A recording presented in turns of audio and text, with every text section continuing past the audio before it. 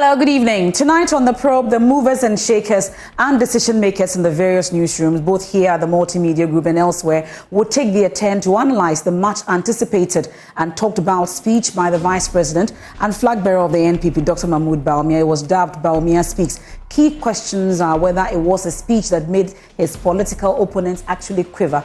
Are you one of those who feel he's distancing himself from the ills of this particular government? What was your own reaction to the visions outlined by the NPP flag bearer? Also, does he not deserve a chance to prove himself, considering that, in his own words and analogy, he's only a driver's mate at this point and deserves to be given the driver's seat? Well, we'll take a quick look at some of the highlights of the 73-page speech. First, we know that the first part highlighted key achievements of the administration and then his vision as he aspires to take the driver's seat. Well, the issue about the economic management team and he leading it and whether he had the power to make things change or in fact, bring around a turnaround is one of the issues that came up. Well, he talks about the fact that it was a subcommittee to cabinet and they do not have any decision-making powers. But for him, quote, "I am very proud of the quality of advice we have been providing over the years to cabinet." Well, going on to some of the other issues that came up, also he outlines his vision and he says, as Vice President, he's like a driver's mate we've been talking about, and this has become very topical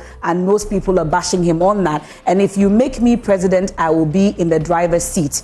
Well, the driver's mate at this point, does he have a say in where the driver goes? Does he tell the driver where to turn and where not to turn? Is some of the issues that have come up. And if you are a bad mate, are you going to be a good driver is also one of the key questions that have come up. Well, there were some issues that he outlined in terms of policies. First was very heavy on taxes. He talks about the abolishment of the e-levy, the elimination of VAT on exploration services, no more import duty on solar panels, tax incentives will be provided for film producers and musicians. We've been hearing those in the creatives industry also talking about this, a flat tax of a percentage of income for individuals and SMEs with appropriate exemption thresholds set to protect the poor. Some of the things that he outlines when it comes to taxes, and a tax amnesty up to a certain year to individuals and businesses for failures to file taxes in previous years. Also, there will be no manual or paper filing of taxes from 2024, another step of digitalization, and any audits by GRA will be done electronically and facelessly by GRA. Also goes on to talk about no entity will be audited more than once in 5 years unless anomalies are detected. These are some of the key things he talks about when it comes to reforms in the new tax system he talks about in his vision. Also going on, he talks about the fact that he would not have more than 50 ministers and deputy ministers. How doable is that? These are some of the things that we'll be talking about tonight with the editors and get their take on this. Also, some major policy proposals he made in that vision also. National service will no longer be mandatory. Also starting an individualized credit scoring this year for easy access to credit at lower interest rates. Also the fact that you amend Article 87 of the 1992 Constitution and NDBC Act 479 to mandate the alignment of political manifestos to agreed broad contours in specific sectors. Some of the visions that he outlined that day. Also key in education sector, digital technology, STEM, robotics and artificial intelligence will be applied in education. And AI is a part that one of my guests, Raymond Akwa, really likes. So we'll be taking a look at it. Coding and robotics will be made standard in SHS, enhanced focus on TVET education. Also, one student, one laptop policy for tertiary students. Really, these are promises we've had over the period. We promised that we're going to give SHS students a laptop. What exactly has happened to that? Also, Wi-Fi for SHSs, that has not also materialized. Also, 1,000 special education teachers will be recruited. It's also one of the key policies in the education sector he outlines in terms of his vision.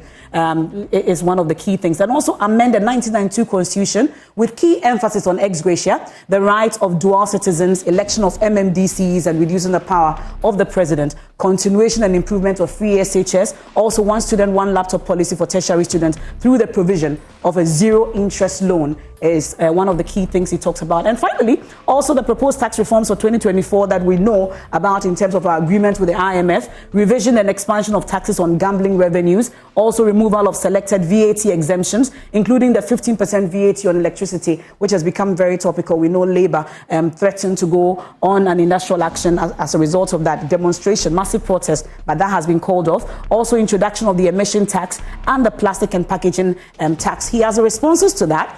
For him, he will eliminate the betting tax, also eliminate the VAT on electricity if it's still on the books once he takes over the driver's seat, and elimination of emissions tax, which is also one key tax that is generating a lot of controversy. So these are the key highlights in terms of what Bawumia talks about in terms of his vision if he becomes the driver at some point after the election 2024, and if he takes over in 2025. So these are some of the key issues that we'll be looking at tonight with my guests. I've told you that we are dealing with the movers and shakers of the industry when it comes to media. And tonight, Martha Krenselakwa is head of news and current affairs at Doom TV, is my guest. Evan Spencer, senior news editor and head of political desk here at Joy News, also my guest. Winston Amwa, deputy head of political desk, will join us at some point. Raymond Akwa is head of research here at Joy News, also host of Upfront, my guest right there. And Manasseh Azuria Winnie, editor, Fourth Estate, also joins us all the way from the USA. Thank you so much, gentlemen, for joining us tonight.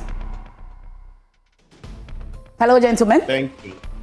Thank you. And lady. Thank you. And lady, I should say. Welcome, all of you. And I know that I've taken you away from your AFCON, and I don't take this lightly at all. Thank you so much for joining us once again. We'll get talking right after the break.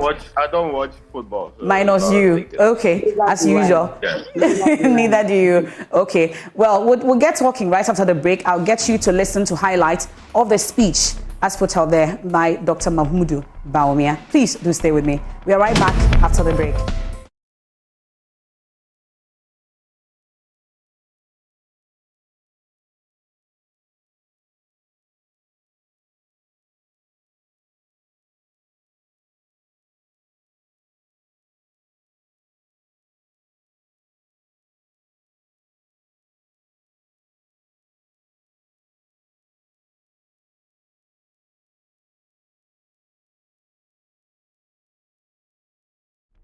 Ladies and gentlemen, as Vice President, I am like a driver's mate. But by the grace of God, if you make me the president, I will be in the driver's seat with constitutional...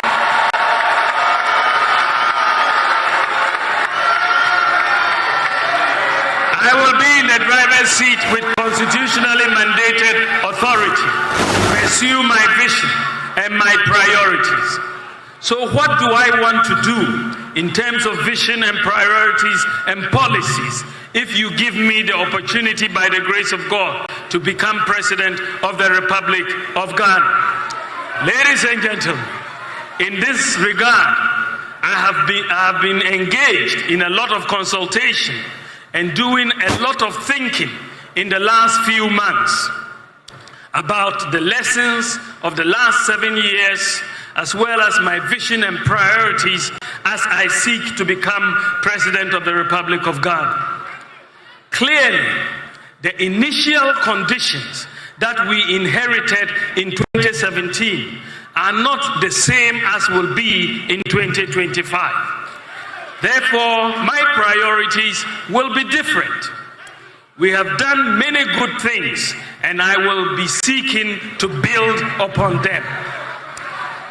My vision, ladies and gentlemen, is to create a tent big enough to accommodate all our people, to tap into the resourcefulness and talents of our people, irrespective of our different ethnic, political, and religious backgrounds, to channel our energies into building the kind of country that assures food self-sufficient, safe, prosperous, and a dignified future for all Ghanaians. So far, the Bank of Ghana has made a lot of progress in this direction by putting in place a lot of the systems and infrastructure required. These include mobile money interoperability, merchant interoperability, the universal QR code system, GH-Link, debit cards, eSwitch, and Ghana Pay. We have put in place the necessary infrastructure for Ghana to go cashless. Recently, the Bank of Ghana has completed a pilot of a digital version of the Ghana cedi in Seshwiwioso. This is known as the Central Bank Digital Currency, or the ECD. The ECD is designed to work online and offline and will be launched by the Bank of Ghana in due course. In my humble opinion, the ECD, with appropriate privacy protections, will be the ultimate weapon in our fight against corruption, because it will provide transparency, reduce the risk of fraud, robbery, tax avoidance, and money laundering, since it will be easy to track the movement of money and identify suspicious activity. The ECD will quicken the pace of Ghana's move towards a cashless or near cashless society. Ladies and gentlemen, to move towards a cashless economy, however, we have to encourage the population to use electronic channels of payment. To accomplish this, under my administration, there will be no taxes on digital payments. The e-levy will therefore be abolished.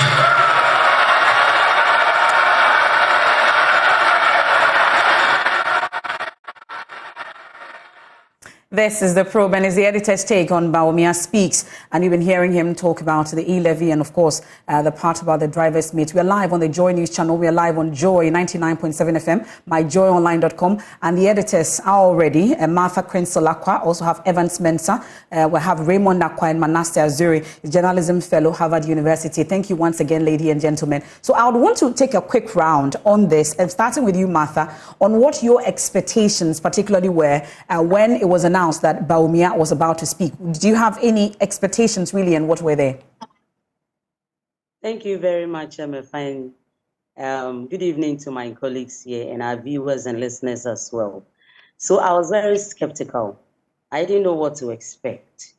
And after the speech, I understood why I was skeptical, because he wanted to give us a reason to trust him with the country, with the running of the country. And we know that he's been part of the running of the country for some time.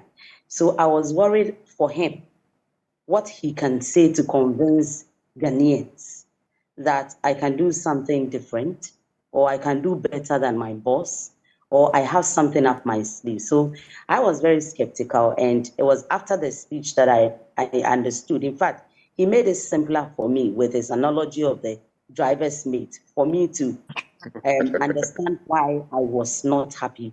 In fact, I wasn't very happy for him coming out like that. You want to tell us why you weren't happy? He's stating facts. Some have said, is he obvious? Is he not the driver's mate? Yes, he is the driver's mate. But you see, if you want to give reasons things didn't go well, you can have so many reasons. When you take responsibility, it's very difficult to take responsibility. And so I was worried because I wanted to understand, or I was looking forward to how he was going to explain why he wasn't part of the decision making, why we should give him another chance so he can be his own man, why he was, quote unquote, the head of the economic team but did not do much.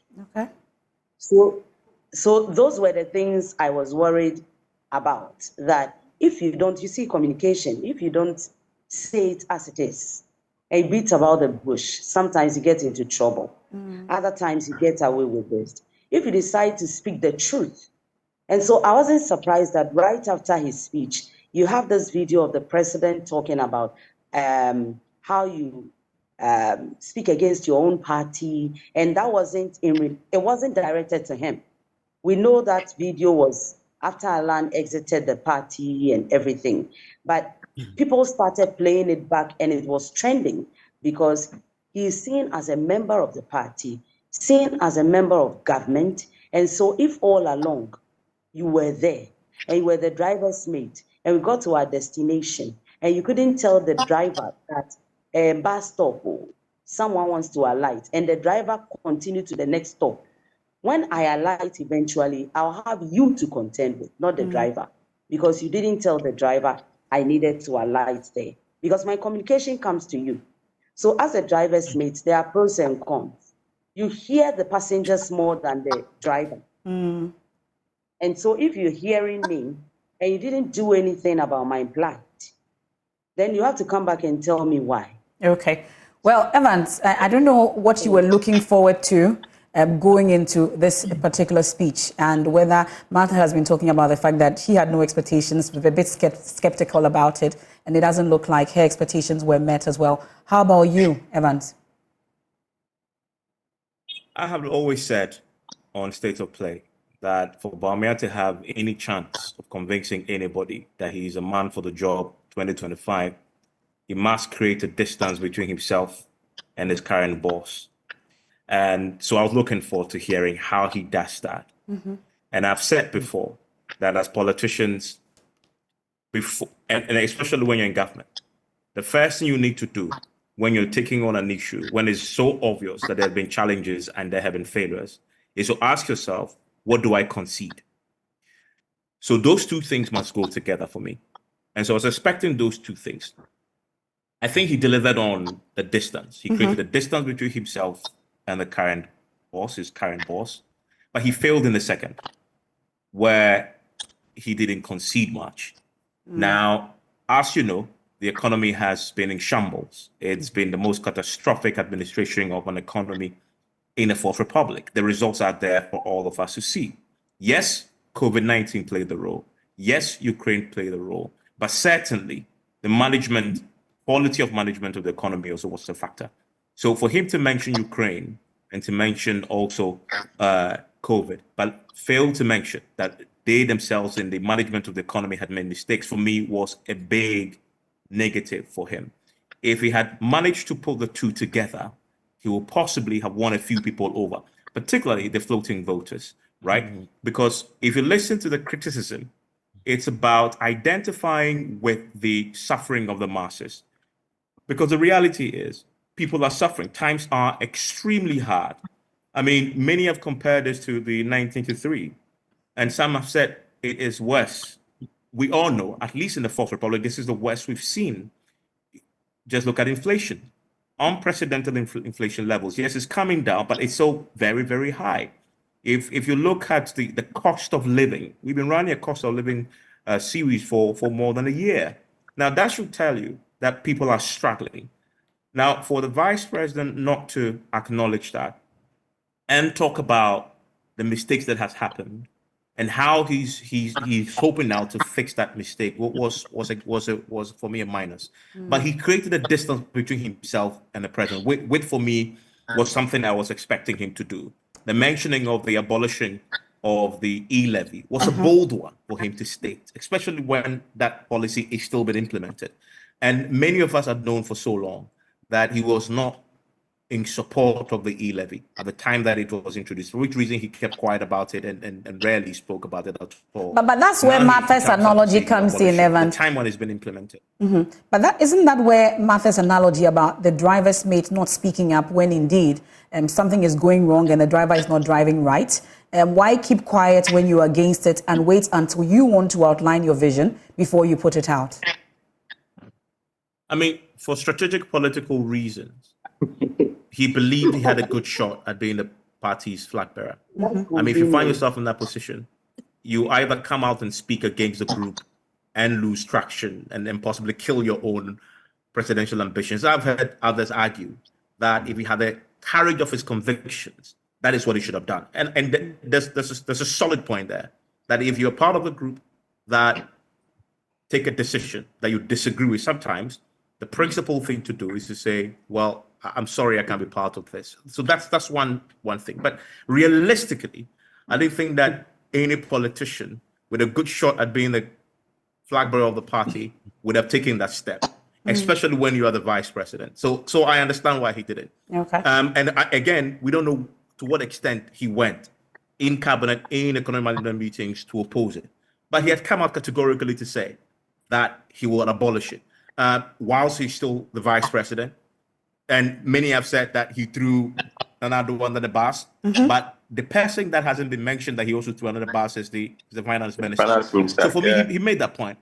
He made that point. He made that point about abolition. I think that's a bold one to say, and we wait to see what reactions we'll get from the loyal list of Akufo-Addo and whether or not this was negotiated with Akufo-Addo before he came public to say it. And for me, that's a key next step for me to watch. Okay. Raymond, I see that you're making inputs whilst Evans is speaking on this, especially the issue about distancing himself and throwing the finance minister under the bus. But Evans talks about distancing himself and conceding also. But there are those who say you can't distance yourself from the ills of this particular government when indeed you've been a part of it. But it takes me to your expectations and whether they were met.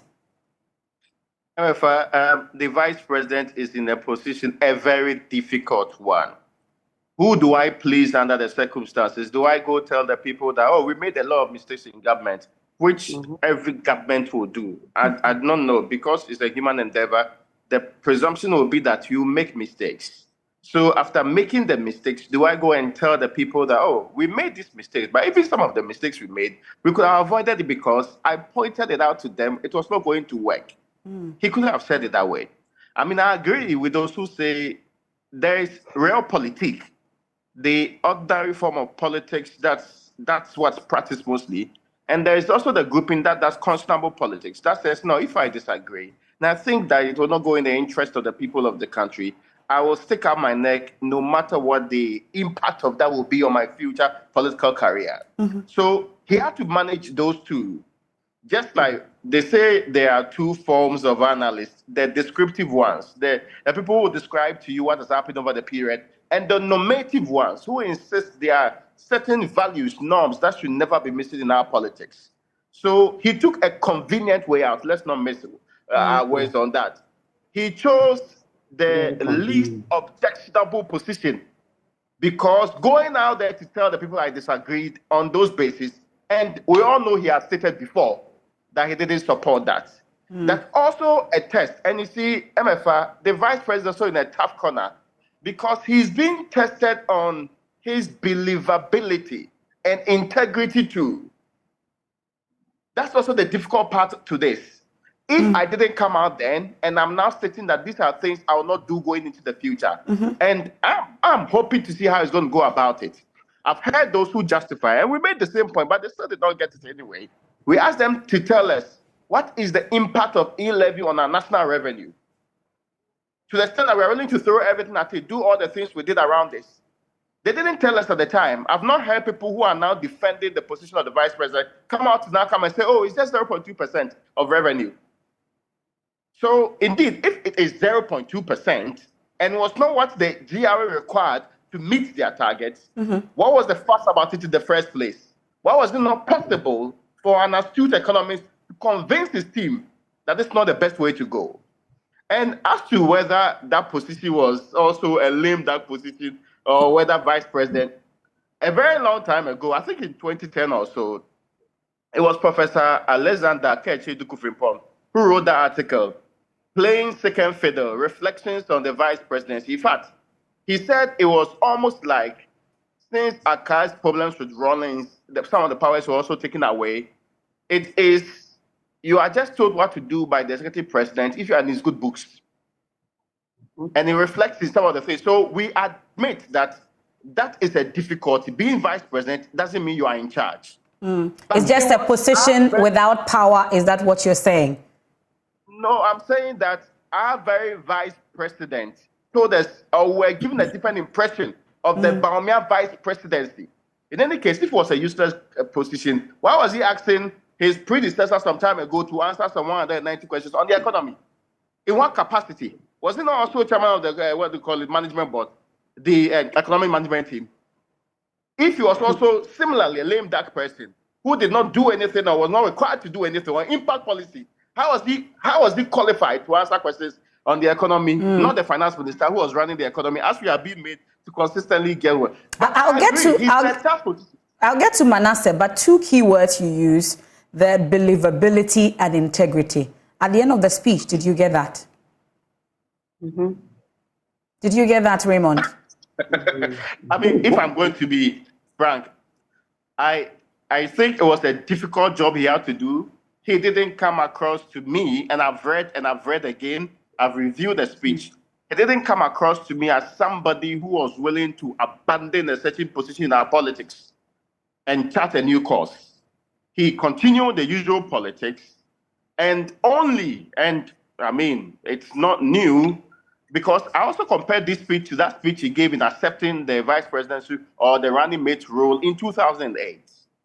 And the very thing since that time to the renewal of who Bawumia was supposed to be in our politics, I do not think that he came across as somebody who would do everything possible to run this country without the problems we have had over the period, and can be 100% believed to chart a new course and would possess the kind of integrity that's required going into the future. Okay. But it's still politics.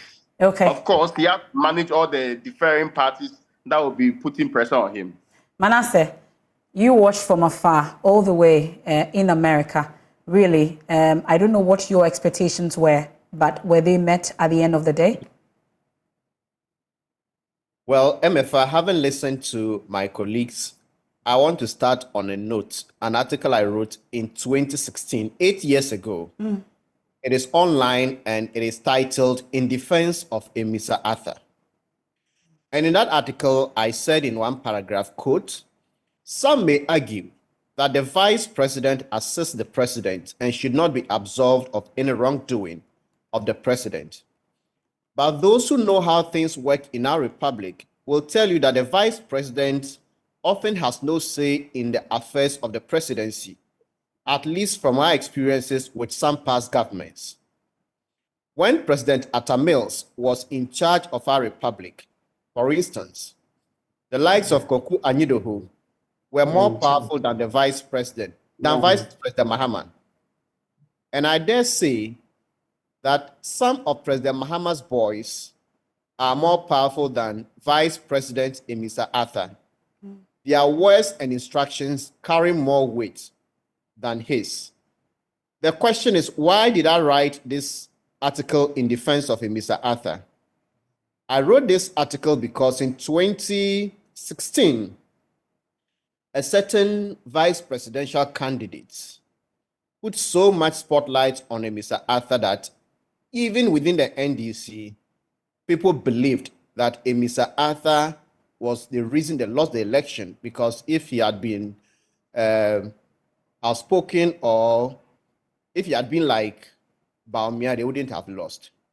And my stance at the time, and I even got to know more when I was writing the book on President Mahama, I interviewed a number of people within the President Mills administration, including the chief director at the office of the vice president, who said Mr. Mahama was so frustrated at the point that he actually wrote his resignation letter, and he was the one who informed President Mills, and then President Mills asked him to rescind the decision.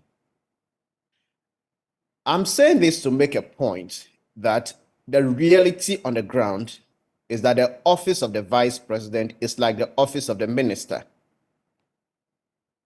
In a newsroom, the editor determines what story is. And if your story is edited in a way that does not suit your what you want, you may have complaints, but you cannot take the final decision. So these are the realities on the ground. But Manasseh, here in the Joy newsroom, once it's edited and it takes the substance of the story away, as a reporter, you have the right to speak up and tell the editor about it. But eventually, the editor would have to determine what goes on air. So what I'm just trying to say is it fair that people are calling Bawumia out? Politically, it is fair because he asked Mr. Arthur to answer certain questions in a capacity as vice president. So if you're in the same capacity, it is only fair that your questions are thrown back to you. But I also agree with Evans very well that in a system like this, you need to at least admit that things didn't go as promised. That is very key because we all know, some say the Fourth Republic, but I'm still even struggling to know which of the republics, including the military regimes, that this government can claim to have done better than. So we are in a very terrible mess. So you have to admit. The admission becomes also difficult because if you want to go into details, you may end up disintegrating your own party. So it is a very difficult situation.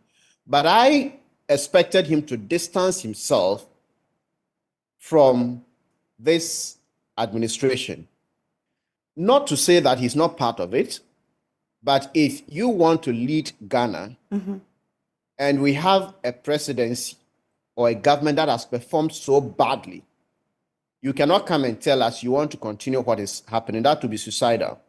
And we all also know that from 1992 till now, whoever becomes vice president and becomes president does not necessarily take on the character of the previous one.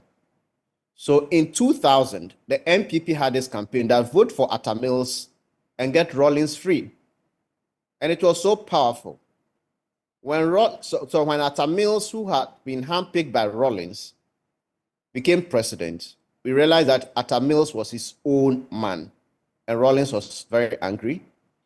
We cannot say that Mahama was the same as Professor Mills. So I expected Dr. Bawumia to be different or to chart his own path, despite the difficulties, and to just end on this note. But isn't that what he's seeking to do now?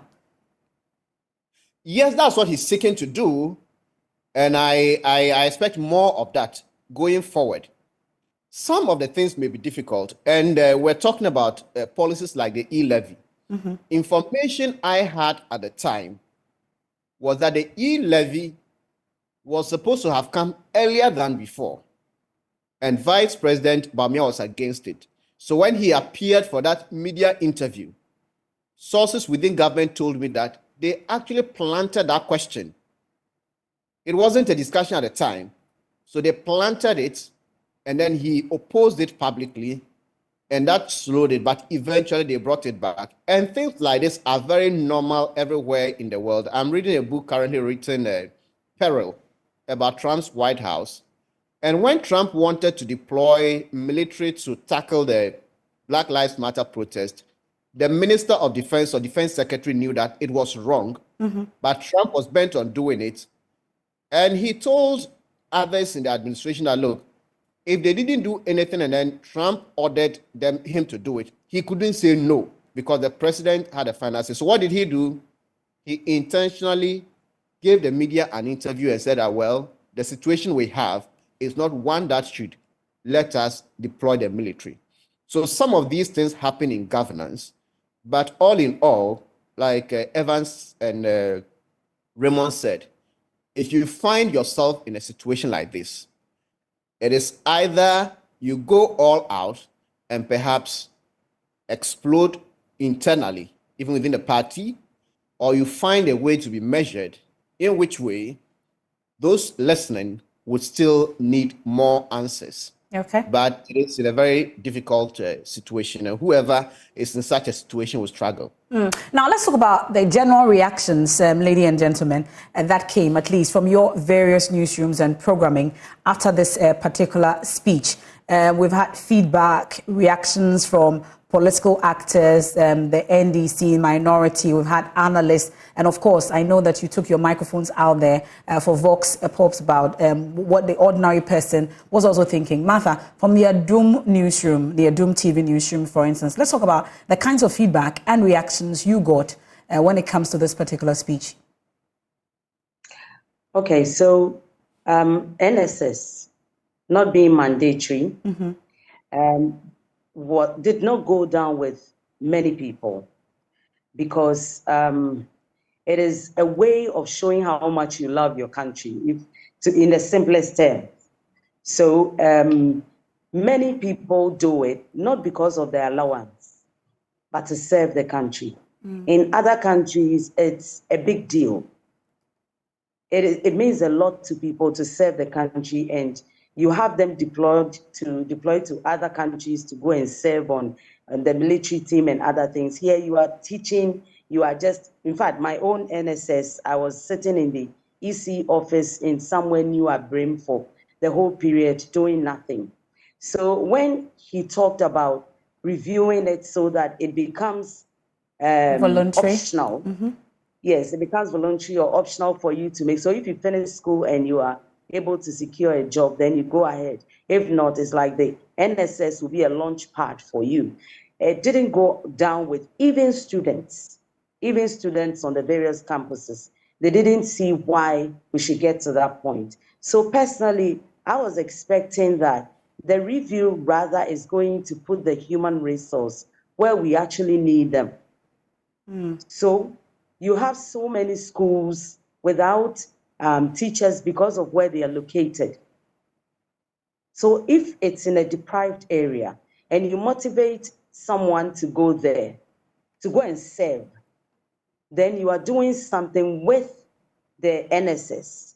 But to make it voluntary, many people, in fact, on the campuses were not happy with that at all. Okay. And then when you talk about the corruption, I think he tried to prove that he is not corrupt. He has integrity. And so you can trust him. And he was doing this, comparing himself to former President Mahama. And so you ask people, have you heard him involved in anything questionable? And so far, you don't get anything, any dirt thrown on him. And so perhaps he has a point somewhere. But when you come to the ministers, the fact that he's going to do 50, you have those who refer you to former President Kufuor telling his predecessor that 82 was too large. And he came in and did 88. And since then, we've not seen any less. He has been part of the 123 and 110. And so when he's telling you he can do 50, why didn't he suggest to his boss that we could do 50 with 16 regions? So there won't be deputies, I guess. Or, yeah. So he can do 50. So what the impression you get from the audience or our publics is that it's easy to say it when you're sitting afar. Okay.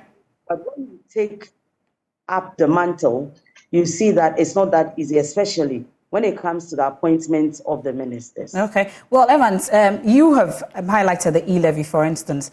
For you, you got to interact with a number of politicians on this and political analysts as well. Do you think that the NDC minority in particular are just being minority and opposing anything and everything and not seeing anything good in that speech? I mean, the most predominant reaction from the opposition has been around the driver's mate. That's been their predominant reaction. And linked to that is the accusation that he's thrown the president under the bus. I mean, we all had these powerful soundbites delivered by Sami James on Top Story, where he was almost defending the president. And I asked him, did I just hear you defend Nana Addo Dankwa Akufo-Addo? And he says he feels pity for him, and Nana Addo has become like a lonely old man. Yeah, that has been their predominant reaction around that.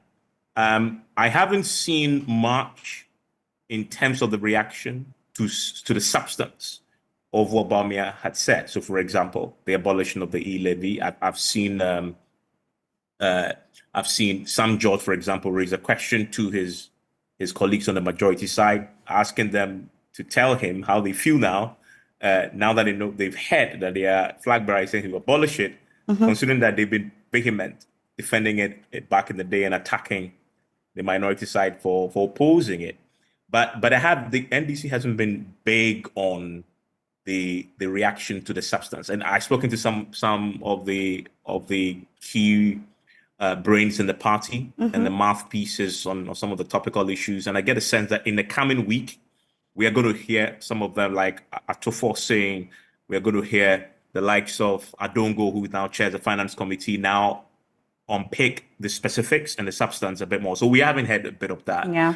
But on the driver's mate question, I mean, we've talked about that. But on the substance, though, there are a few things that Bawumia said he will do. And then the credibility, believability question comes up. But for me, this is where I look at it. Considering that he really has, it's far more difficult to do what he did. It's easier to come and just toe the line and then simply praise Nana Addo and say, I'll continue his legacy, and say nothing about what you want to do differently. That is easier, right? Yeah. Yeah. It's far more difficult to come and say, whilst he remains my boss, I'm going to scrap some of his current policies. I'm going to undo the tax handles that he intends to put forward. So on the substance, it gets to the point where you have to say, okay, do I give him the benefit of the doubt? And was he negotiated? Something he said that we haven't picked up on that I think is important is this commitment to get party manifestos aligned with the National Development Plan. We haven't picked up on that, but that has been a big challenge for this country for so long. But here is the thing. He is a politician, first and foremost.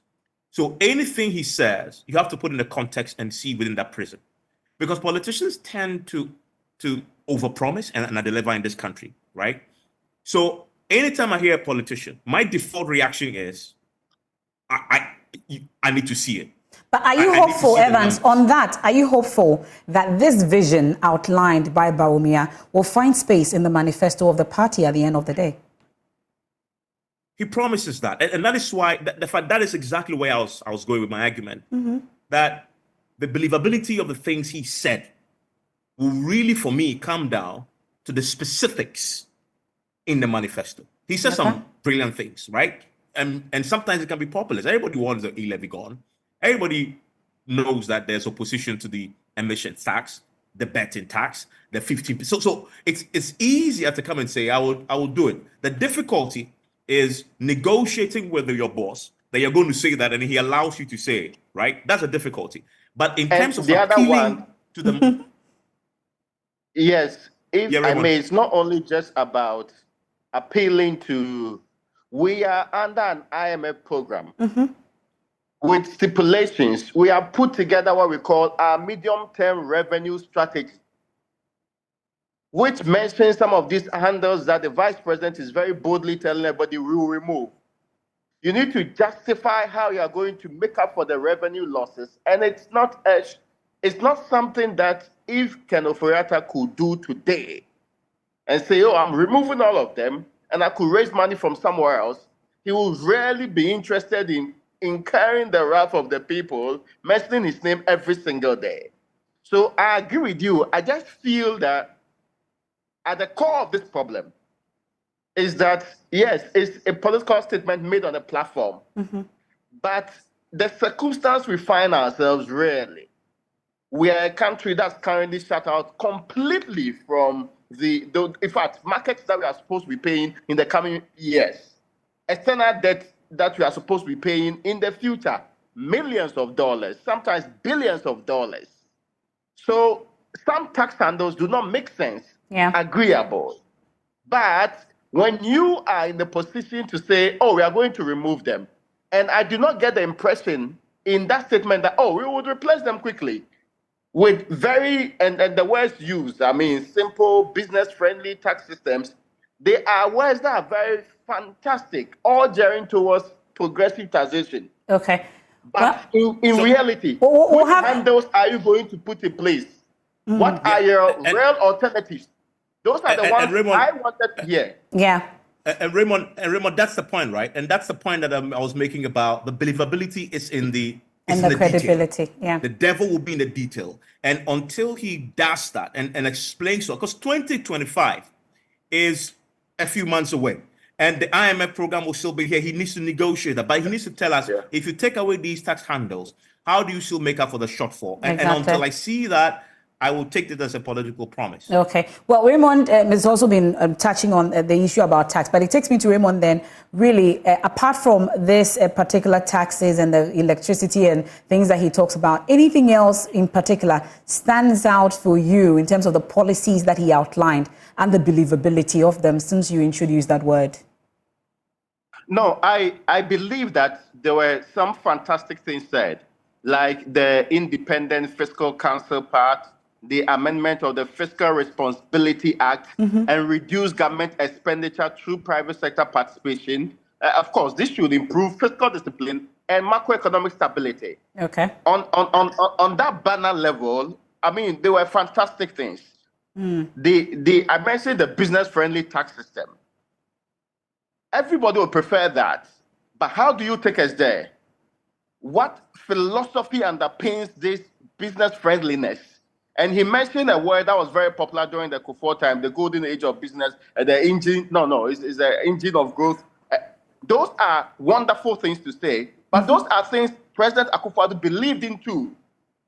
Those are things he actually believed was the core of his engagement. Let's not forget, in the beginning of the 2017 period, some of the taxes that were tinkered with, some of the handles that were actually reduced and others improved, they were geared towards the same point. But the reality which Dr. Bawumia is aware of is that at some point, government became very, very worried about reduced inflows. And because he had overpromised, it was difficult to make up. And so he had to introduce things to create the impression that we needed more people to pay tax. So the conversation about widening and deepening of the tax net became a different level. Yeah. It is important. And of course, I was also interested in the things you talked about when it comes to unemployment. Mm-hmm. Yes, I agree that we are in an industrialization drive that is changing a lot. But the foundation should be clear. The foundation for building any proper state that's industrialized. It's what the MPP said they would have done in the year 2017. And I'm convinced he was aware of. And it takes us to the driver's meet again. If nobody is producing, you will not get the jobs. We know that that is real all over the place. Where Manasseh is today, people find jobs in the various retail shops out of senior high school or whichever level that they go up. And it's easy to get those jobs. Okay. But here in the Republic of Ghana, the jobs that are supposed to be done by SHS graduates are being done in banks by people with almost getting PhDs, even some with double masters and all of that. So those realities, you cannot tinker with them by just introducing a digitalization plan. Well, Manasseh, let me bring in Manasseh Raymond on this so that we can quickly wrap up on this. Well, Manasseh, you've been hearing some of the things that he said in terms of some fine policies that he outlined. At least in terms of the reactions, it looks like we are not touching on the substance of some of the visions that he outlines. Am I going to see you write in defense of Dr. Mahmoud Bawumia another article? No, I think I defended him, Mr. Arthur. At the time I was defending Mr. Arthur, Dr. Bawumia should have been helping me to defend Mr. Arthur. And by now, he could point them to that defense. But if Mr. Arthur had the questions and he couldn't answer, we'll pass it on to Mr. Arthur's successor, who is Dr. Bawumia. So it's fair. So there's no defense here, really. But let's talk about the reactions. You think that we are being unfair to him in terms of the reaction to some of the things that he said? Well, I think the substance is what we should focus on. And I agree with Martha that I went to a senior high school that we didn't have teachers. But for national service personnel, some of us may not have reached here. Mm-hmm. Two, national service is the only way some people get closest to job experience and to have something on their CV. Three, it is a way to help young people make some money after school while being introduced to the work environment. Mm-hmm. So I think it is not a policy that I will support. To take a little bit of what Raymond said on the taxes, mm-hmm. I believe strongly that in opposition, the MPP said that instead of taxing Ghanaians, they were going to reduce corruption. And then those savings would make us free. And I disagree when Raymond said that if Ken Ofori-Atta knew of any other way of saving money so that all these taxes wouldn't be curses on his head, he could have done that. SML alone, what we are throwing away is more than what we are getting from the entire e-levy collection per year. Yeah. So I'm saying that if we get a government that is serious about fighting corruption, some of these nuisance taxes wouldn't be there. They introduced a sanitation tax, and we did a right to information request. And all the money that we collected from the sanitation tax were given to one company owned by Jospon. And there is no value for money. This is a company that the Auditor General said we paid 90 million 95 million cedis to this company. We didn't have any contract. Let's go for the money. Ken Ofori-Attah's ministry added 156 million cedis to this same company. And I've mentioned SML. There are many of those deals. So if you look at these taxes, we take them and just channel them to something else. So if there was something I wanted a stronger voice on or to hear, it was in the area of corruption. Okay. He mentioned it and talked about digitalization. And this is something that we shouldn't in any way trivialize, because I did a course here last semester at the Harvard Kennedy School, and it's corruption, finding it and fixing it. And one of the lessons, we did a case study on a country called Estonia. I was so amazed sitting down and listening to what that you can register a business in this country within 15 minutes. You can do everything, almost everything, from the comfort of your home. What we sometimes forget is that when these things happen and then we save the money, those monies can now be channeled into other productive sectors and the economy will grow. So the money that are being wasted and everything can be channeled. But those ones may tackle the petty corruption. But the grand corruption that are in dubious contracts and others, I think going forward, I would want to hear Dr. Bawumia very strongly on how he's going to deal with some of these corruption issues that have been passed on from one government to the other. So that when that is done, we can save enough money. And if taxes are not there, too many of those taxes are not there, we can still get money to do development. Well, some quick input from something here that I would like to read to all of you. He talks about the driver's mate actually doesn't and may not know how to drive at all. Sometimes it is the driver who teaches the mate little by little. By our constitution, president must appoint vice before participating in elections. Drivers don't necessarily need the mates to function. Drivers' mates don't get paid almost same as a driver and don't enjoy terms and conditions almost at the driver. By constitution, a vice is actually a co-pilot where duties have been assigned and the president cannot change those. And the vice is a spare driver where duties are not exactly assigned by the constitution. So mates don't automatically inherit a driver in sickness and death or resignation. Think about it. The mate analogy was poorly thought through. That's Samson Ladi and Yenyene's input to this. But before we wrap up, Martha has been talking about communications. The issue about body language has also come up. And the next step for many today, the issue about running mates has been trending. And we'll be also looking forward to a reshuffle. But quickly, the absence of Ken Ofori-Attah and then also Gabia Sarot-Chodak, when the president himself, does it say anything to any of you? I'm overthinking it. But Gabi said he has retired from local politics. So he doesn't attend. He doesn't attend political functions anymore. Then.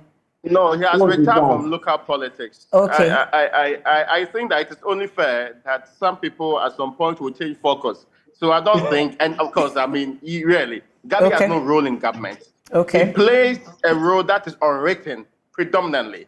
So as for his. But some says the role that he plays is even more powerful than some, maybe including the vice president himself. I get you 100%. The other point is that Ofori-Attah was slapped in that particular forum on several occasions. It was not done directly.